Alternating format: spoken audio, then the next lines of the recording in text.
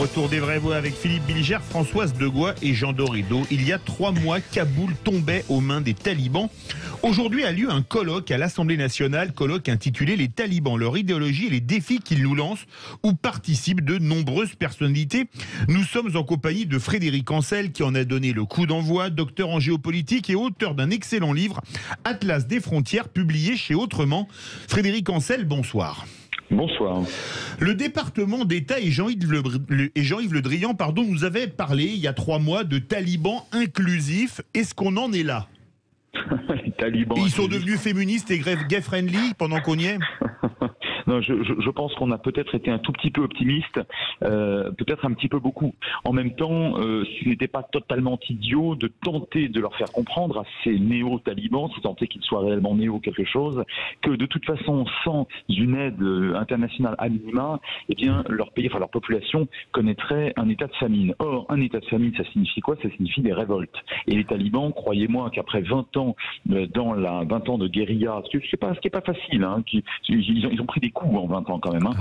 En 20 ans de guérilla et ou d'exil pour certains d'entre eux, maintenant ils ont envie de rester au pouvoir. Donc si vous voulez, c'était une manière de leur dire, écoutez, maintenant vous êtes revenus au pouvoir, c'est un fait, on le constate, mais n'allez pas trop loin et même allez moins loin que votre pouvoir établi entre 96 et 2001, parce que sinon, on va pas du tout apporter, prodiguer ce qui pourrait vous permettre de rester au pouvoir, parce que votre population, elle va souffrir. Mais je pense qu'on a été un peu optimiste parce que manifestement, ne serait-ce que petit à petit, de manière très tactique, les talibans en réalité n'en font qu'à leur tête et reviennent à ce qu'ils étaient malheureusement en 96. Philippe Bilger. Donc Frédéric Ancel, si on pense que les talibans, par rapport à leur au traumatisme ancien, s'assignent eux-mêmes une certaine modération, peut-être par tactique, ça n'est plus vrai maintenant. Ça l'est de moins en moins. Et chaque semaine nous apporte malheureusement son lot de mauvaises nouvelles. Alors prévisible ou pas, c'est toujours facile a posteriori de dire décidément ils n'ont pas changé. Mais là, par exemple, vous voyez ce qui vient de tomber. Alors ça peut paraître anecdotique, mais dans les films qui seront diffusés, que ce soit à la télévision ou au cinéma, dorénavant, l'apparition de femmes sera interdite. On revient à 96. Donc nous, ça nous paraît ridiculement, alors important bien sûr, mais ridiculement rétrograde. Pour eux, c'est d'une normalité totale. Simplement, ils le font effectivement, je reprends votre terme, de manière plus tactique. Et je pense qu'il ne faut pas se laisser faire. On fait apparaître Françoise Degois dans le débat. Bonsoir Frédéric Ancel, plaisir toujours de vous entendre. Merci. Évidemment.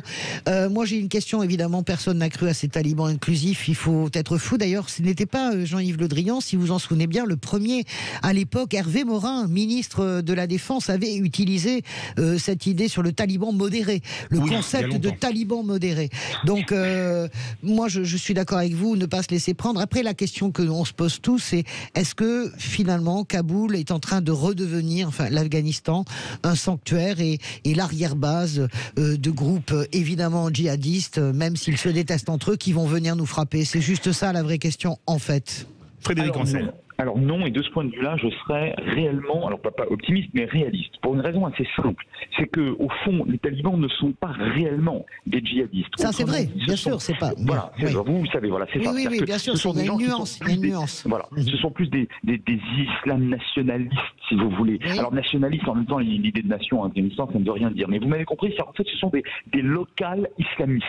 Et autant en 96, ils avaient pensé faire les malins en faisant coup de feu à la frontière iranienne, parce qu'évidemment, l'Iran, ce sont des chiites, donc l'horreur, et aussi le coup de feu dans la riche vallée du Fergana, en Ouzbékistan. Autant là, ils ne le feront pas, et d'ailleurs, regardez à quel point ils commencent à lutter, d'abord, ils n'ont pas le choix, contre plus fanatiques qu'eux encore, et là, pour le coup, réellement djihadistes, à savoir Daesh, parce que les Américains sont partis, mais ceux qui restent dans la région, ce sont les Russes via leur base en Ouzbékistan, et les Chinois.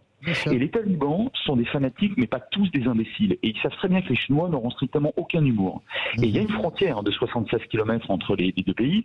Et les Chinois dans la région aujourd'hui sont infiniment plus puissants et proactifs qu'il y a 20 ans. Et c'est la raison, 25 ans. Et c'est la raison pour laquelle il y a eu une rencontre entre des officiels chinois à un haut niveau, il y a quelques semaines. En fait, avant que les talibans reprennent, juste avant qu'ils reprennent le pouvoir à Kaboul, et les chefs talibans qui, cette fois, ne serait-ce que pour cette raison-là, vont vraisemblablement se tenir à carreau. Quant à Daesh, finalement, vous savez, c'est un petit peu à la nuit des longs couteaux. J'aime bien cette conceptualiser en fait ce qui fut une réalité en 1934 dans l'Allemagne nazie. C'est-à-dire qu'en fait, vous avez des plus fanatiques qu'eux encore et des plus dangereux du moins à leurs yeux, qui tentent maintenant de les déstabiliser en les traitant de traîtres. Parce qu'ils ont décidé de ne pas exterminer, tout de suite en tout cas, les chiites Hazaras. Et je pense que les talibans, pour cette raison-là au moins, avant de tenter de nous frapper ou de nous envoyer des spadassins, ils vont d'abord avoir à gérer cette situation. Non, ma question était, j'ai bien compris cette nuance, on la connaît bien entre les talibans. La question c'est, est-ce qu'ils laissent quand même se sanctuariser des groupes terroristes ou pas? A priori, non. Non, pas à ma connaissance. Non, parce que les groupes terroristes, par définition aujourd'hui, ils sont djihadistes. Jean Dorido. Oui, alors pour moi, le problème de l'Afghanistan, c'est vraiment la question qui n'est pas résolue du droit d'ingérence, en fin de compte. C'est-à-dire que c'est vraiment des questions autour de ces valeurs qui semblent être des valeurs universellement partagées aujourd'hui sur les droits de l'enfant, sur les droits des femmes.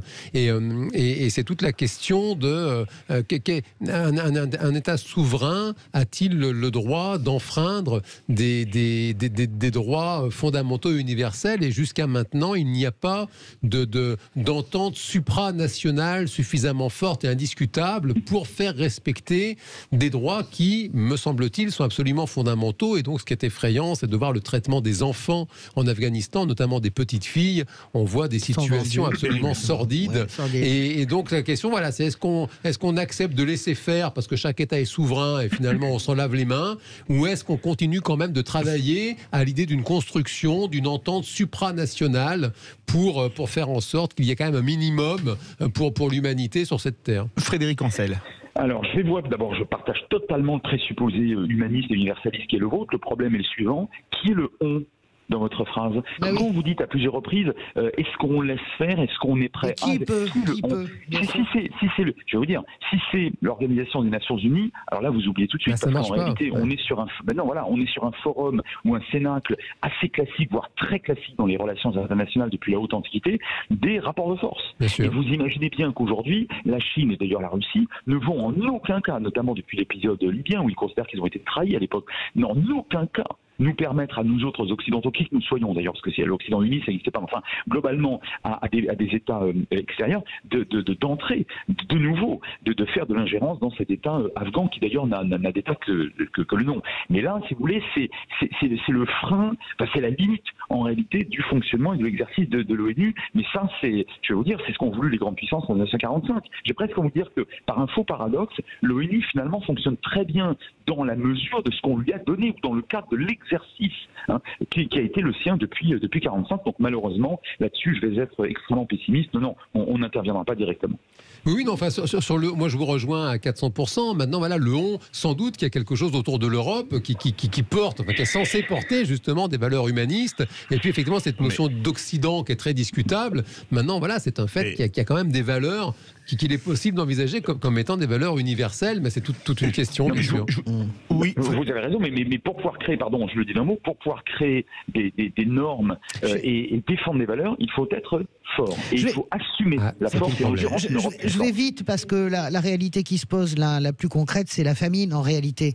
On meurt de faim en réalité en Afghanistan. Est-ce que l'aide internationale se débloque, même de façon discrète? Mais il faut quand même qu'elle se débloque. Alors j'en parlais évidemment des souffrances de ces petites filles même qui sont vendues. Enfin, c'est vraiment sordide, c'est atroce. Mais sur la nourriture simplement, sur ce déficit d'argent qu'on connaît, sur le blocage évidemment de la Banque mondiale et de toutes les institutions mondiales pour punir un peu le régime, en tout cas le faire danser. Est-ce qu'on a avancé là-dessus ou pas?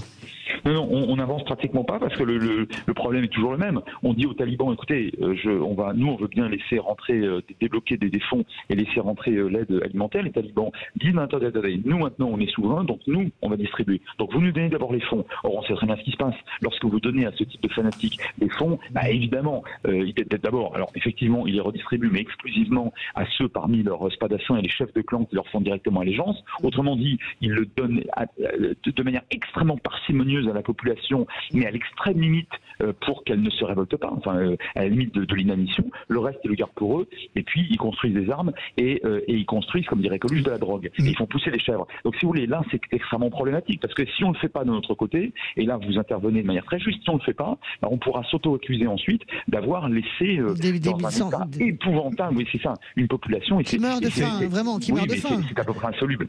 C'est insoluble. Merci beaucoup Frédéric Ancel, docteur en géopolitique et auteur de Atlas des frontières, publié chez Autrement. Tout de suite, notre grand débat. Pays-Bas, Guadeloupe, restrictions sanitaires, les gens sont-ils à bout? Vous êtes 95,8% à dire oui. Vous voulez réagir? Le 0826 300 300 et les réseaux sociaux.